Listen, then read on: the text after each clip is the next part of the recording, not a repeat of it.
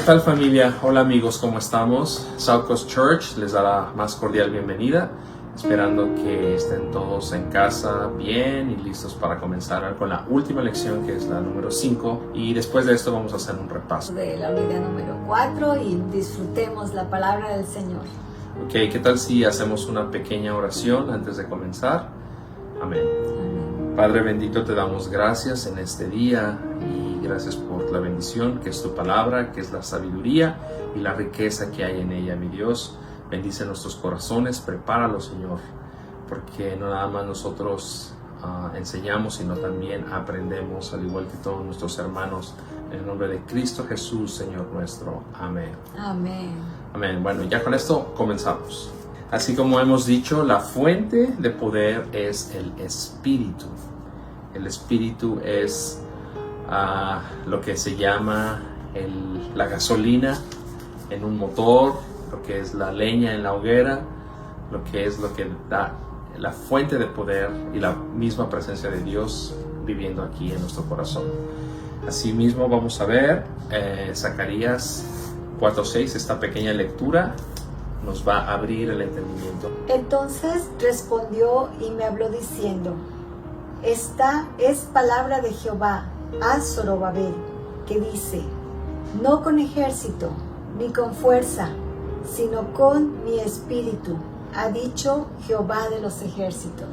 Amén. Si hacemos una pequeña remembranza de lo que es el libro de Zacarías, pues en el ciclo número 6, más o menos en el año antes de Cristo 538, fue sacado o regresado todo ese grupo de israelitas que pues eran repatriados a Jerusalén, y teniendo en mente un solo objetivo, que era restaurar, renovar el templo.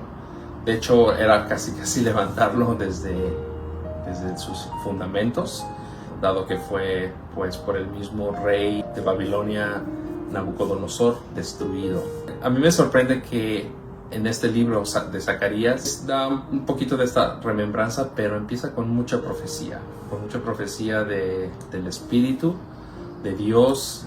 Zacarías tiene varios sueños o visiones, pero finalmente son profecías en las cuales le es indicado que no es necesario hacer un ejército. Quizá quedaron traumados de la posesión sobre el pueblo judío durante el imperio asirio, y recordamos toda esa historia de los profetas fuera de su patria porque estaban siendo cautivos por el pueblo asirio en Babilonia. Pero en sí, Dios no quiere que el pueblo judío vaya con la mentalidad de que hay que hacer un ejército, de que hay que levantar murallas para que no sea invadida la ciudad nuevamente. Él más que nada insta a todo ser viviente, todo creyente, que sean más bien regenerados, restaurados en el templo, que es aquí adentro, en el corazón, en nuestra alma. Desde ahí sea fundamentada cada vida, pero a través del Espíritu Santo. Bueno, estando ahora un poquito más informados con esta historia, el aumento de nuestra capacidad de valernos del poder del Espíritu siempre va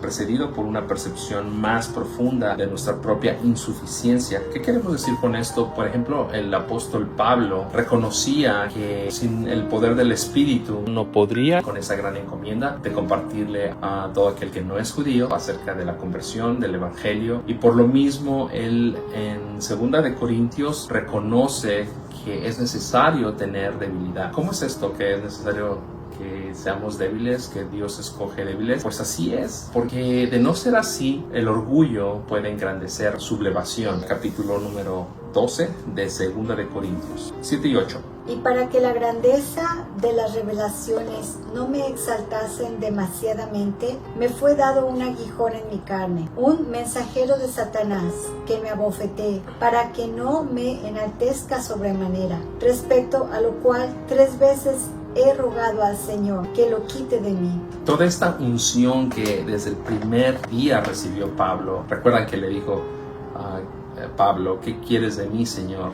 Y entonces ahí comenzó el enfrentamiento, y por supuesto Dios le dijo: duro es darte cosas contra el aguijón. O sea, te estás poniendo contra mí, contra Dios.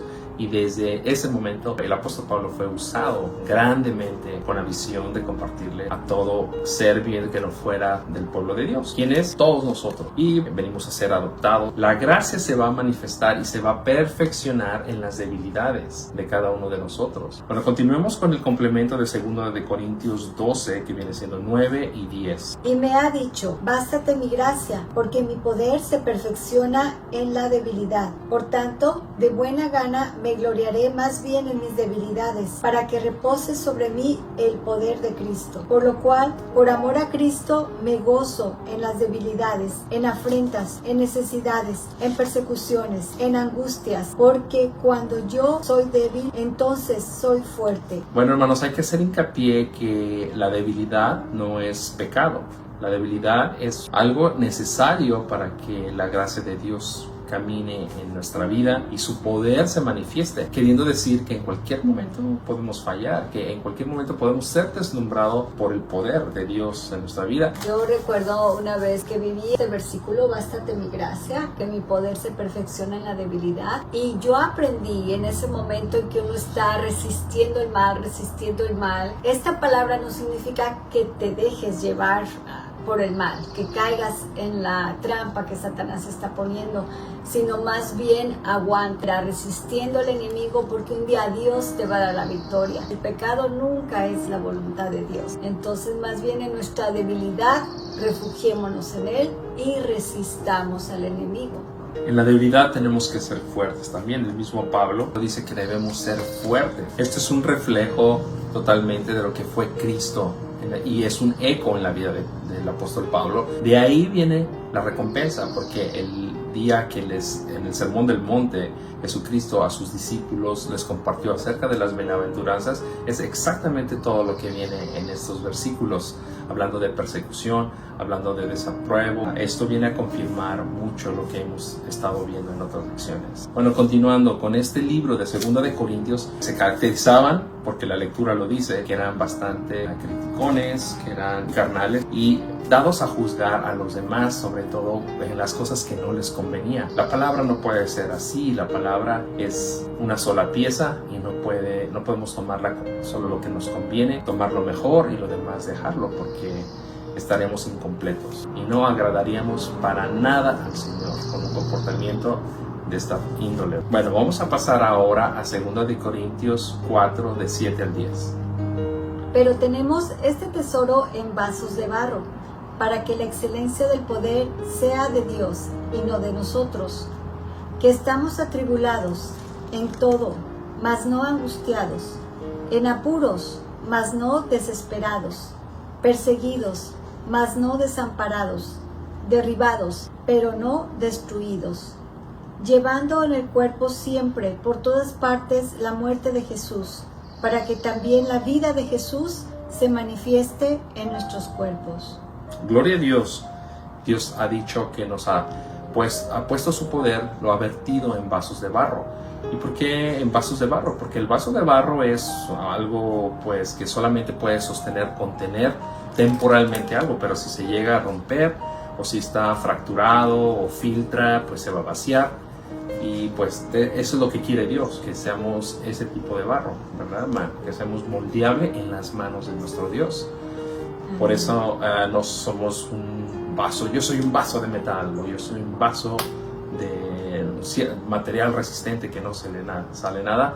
Pues eso no sirve, para Dios no le sirve, ¿verdad?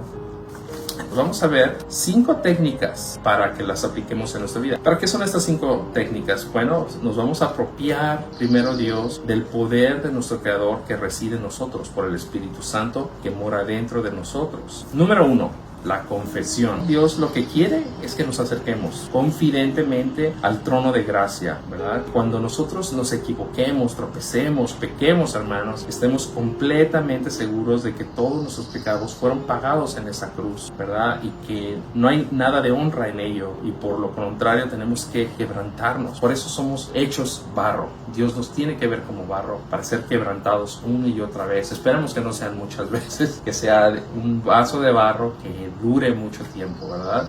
Al decir eso es que casi no nos equivoquemos y que sigamos el plan de Dios desde el principio a fin.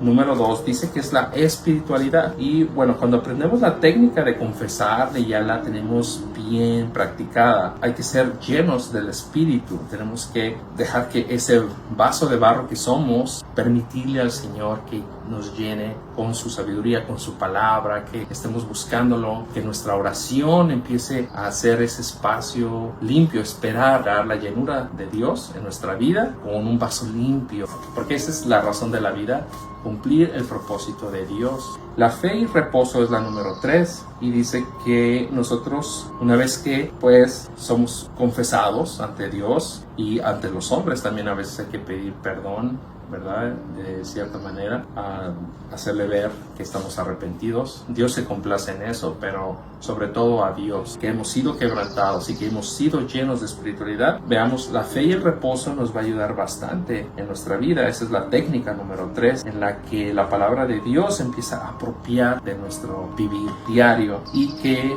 va a producir descanso en nuestras vidas. Y tanto así podemos ver la vida del profeta Daniel, que él practicaba mucho la fe y reposo. Dice en el libro de Daniel que él buscaba de Dios 3 veces al día sin falta, como mínimo, ¿no? Lo hacía, abría sus ventanas y veía hacia más o menos una dirección. Eso, bueno, es una costumbre, un hábito que él tenía, pero hacía repetidamente esta técnica de oración y esto lo llenaba, lo fortalecía bastante, reposaba en Dios, descansaba, al tiempo que cuando le llegaban las tribulaciones y los problemas, te vamos a echar al horno de fuego o a la cueva de los leones. Bueno, él no entró al horno, fueron sus amigos, pero oró y se preocupó bastante por ellos. Oró al Señor por su salvación, confiando plenamente, usando la técnica de la fe y el reposo, que no les iba a pasar nada, o que estaban ante la mano de Dios, sobre la mano de Dios, quiero decir. Bueno, vivir en la palabra es el número 4. Otra vez, vamos a repetir, ese es mi papá, machetearlo, ¿verdad? Necesitamos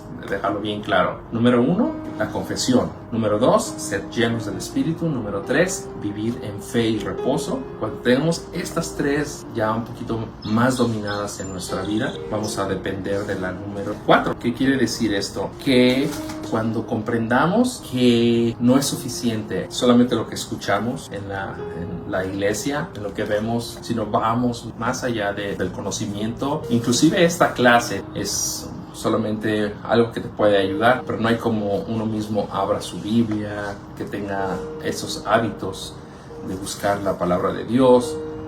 Hay muchos planes, ¿verdad? Hay muchas aplicaciones ahorita en los teléfonos y en las tabletas, pero no hay como que cada quien busque al Señor, ¿verdad?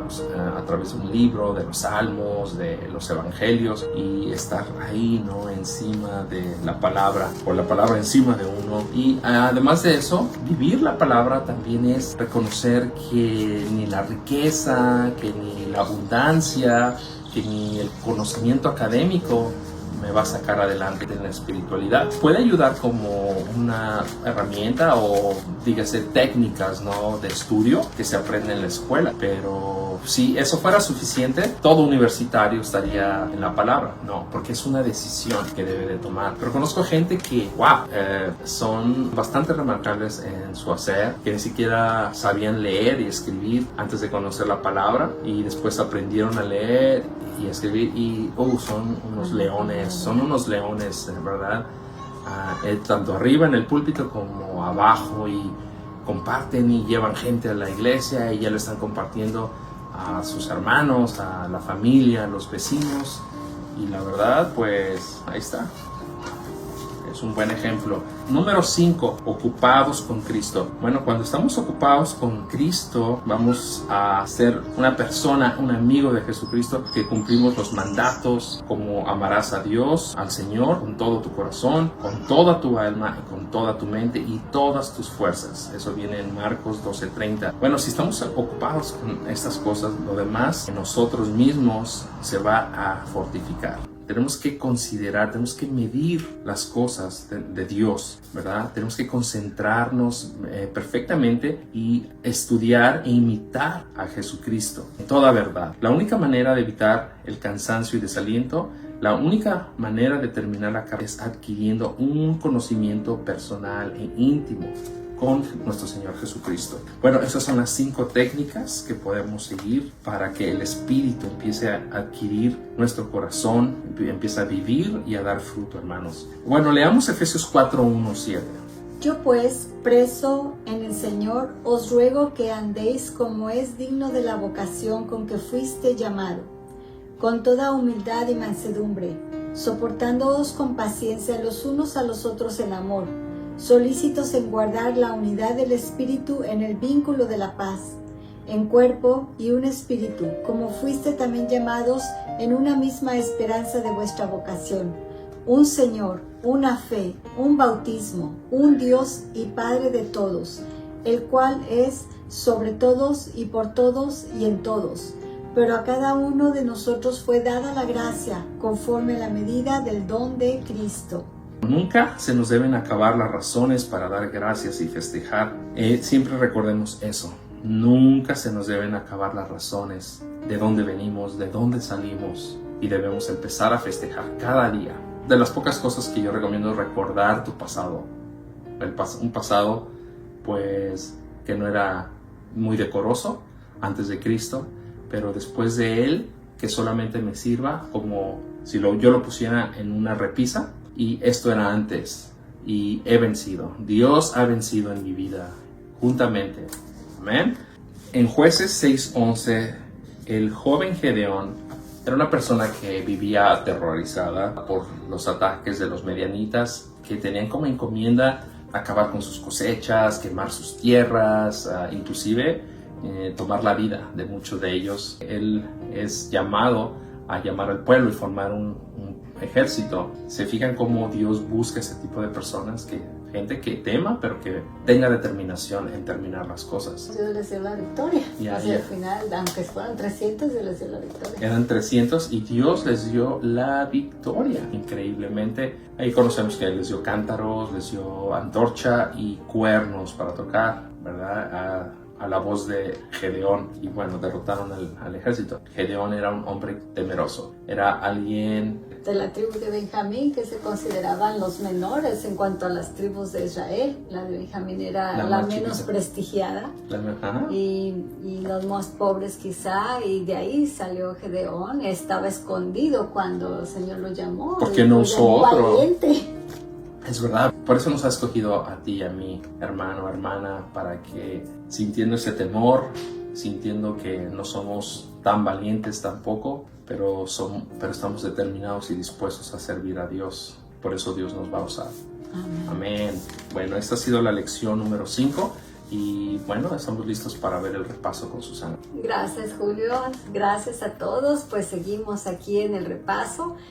Vamos a leer las preguntas y revisar la respuesta juntos, y también vamos a poner un versículo para memorizarlo.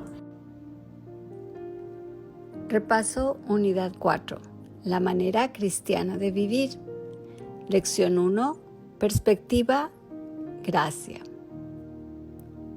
Pregunta número 1. ¿El crecimiento espiritual debe influir qué parte de nosotros?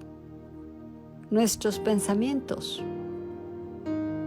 Pregunta número 2. ¿A quiénes contó Jesús la historia del fariseo y el publicano en Lucas 18? A sus discípulos. Lo podemos ver en Lucas 17:22. Pregunta número 3. En Lucas 18 del 9 al 14, ¿cuál fue justificado ante Dios y por qué? El cobrador de impuestos, porque delante de Dios no se justificó a sí mismo, sino que se humilló. Pregunta número 4. ¿Qué es gracia? La gracia es todo lo que Dios hace libremente a favor de la humanidad, con base en la obra de Jesucristo. Pregunta número 5.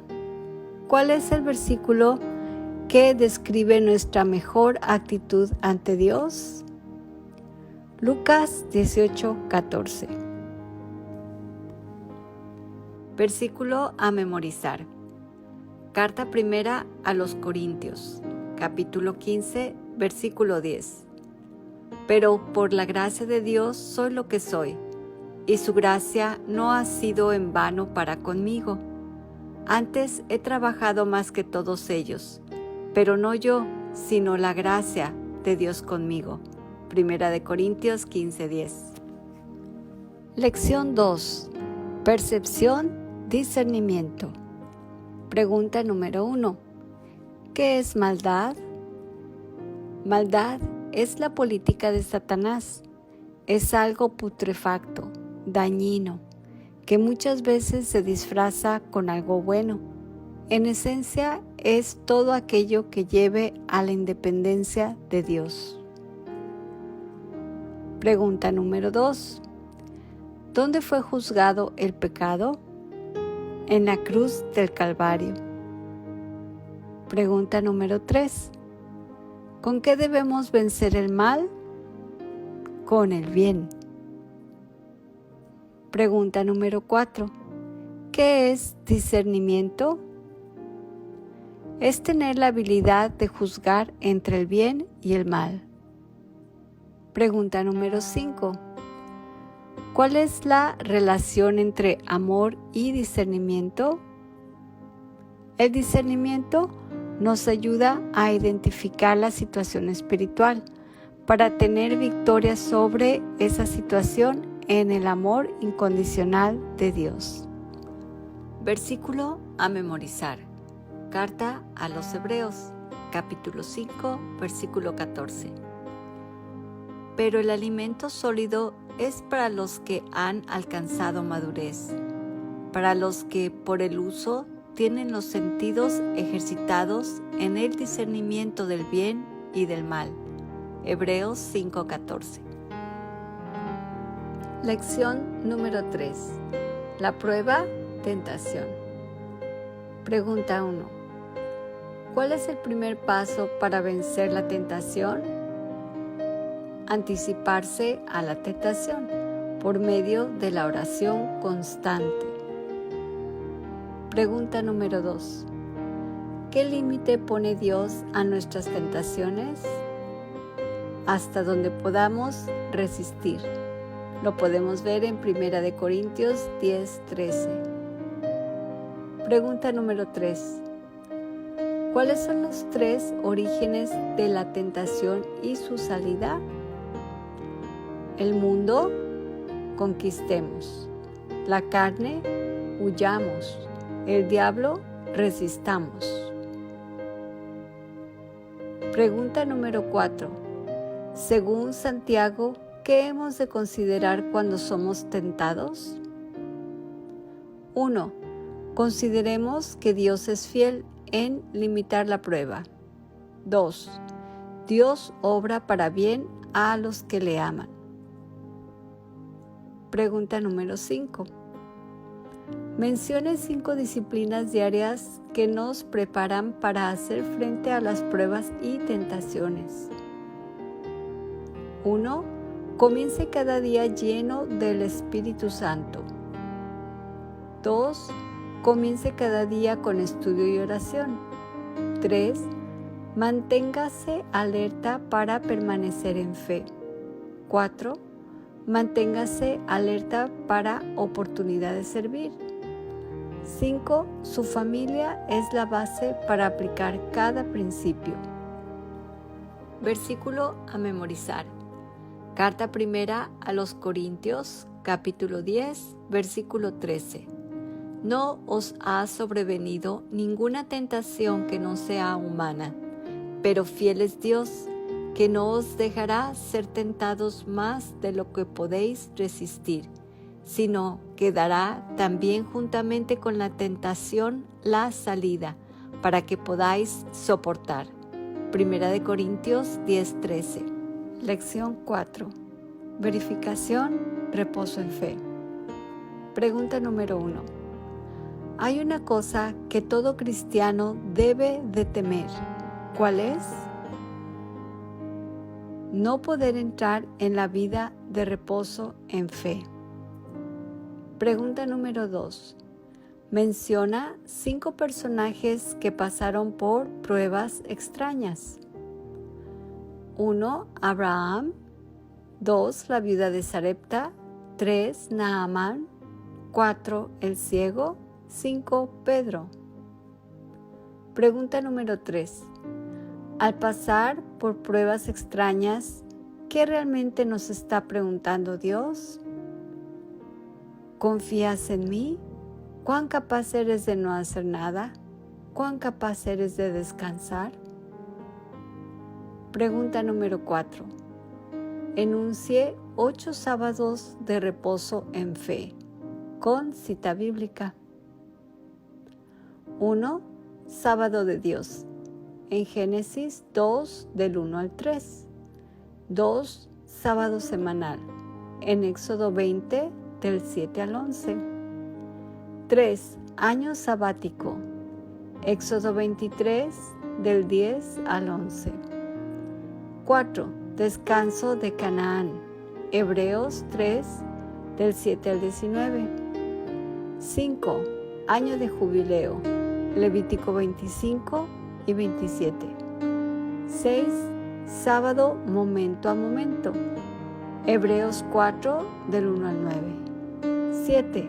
El milenio, Apocalipsis 19 y 20. 8. La eternidad, Apocalipsis 14, 13. Pregunta número 5. Con tus palabras, ¿qué es reposo en fe? Es el principio de no angustiarnos, sino confiar en Dios, tomados de su mano. Versículo a memorizar. Carta a los Hebreos, capítulo 4, versículo 1. Temamos, pues, no sea que, permaneciendo aún la promesa de entrar en su reposo, alguno de vosotros parezca no haberlo alcanzado. Hebreos 4:1. Lección 5. La fuente de poder, el Espíritu Santo. Pregunta número 1. ¿Por qué permitió Dios que un mensajero de Satanás abofeteara a Pablo? Porque Dios le estaba enseñando a Pablo: bástate mi gracia, porque mi poder se perfecciona en tu debilidad. Lo podemos ver en 2 Corintios 12:9. Pregunta número 2. ¿Qué quiere decir Pablo en 2 Corintios 4:7 cuando escribe: ¿tenemos este tesoro en vasos de barro? Que la excelencia del poder de Dios sería a través de nosotros y no saldría de nosotros mismos. Pregunta número 3. ¿Quiénes son los vasos? Los discípulos de Cristo, nosotros. Pregunta número 4. ¿Cuál es el tesoro? El poder de Dios. Pregunta número 5. ¿Cuáles son las 5 técnicas de la vida cristiana? 1. La confesión como un hábito. 2. La espiritualidad, no entristecer ni apagar al Espíritu Santo. 3. Reposo en fe, confiando ciegamente en Dios. 4. Vivir en la palabra, más allá de solo oír, sino escudriñar. 5. Ocupados en Cristo, con toda nuestra alma, mente, fuerzas, recursos y ser. Versículo a memorizar. Carta segunda a los Corintios, capítulo 4, versículo 7.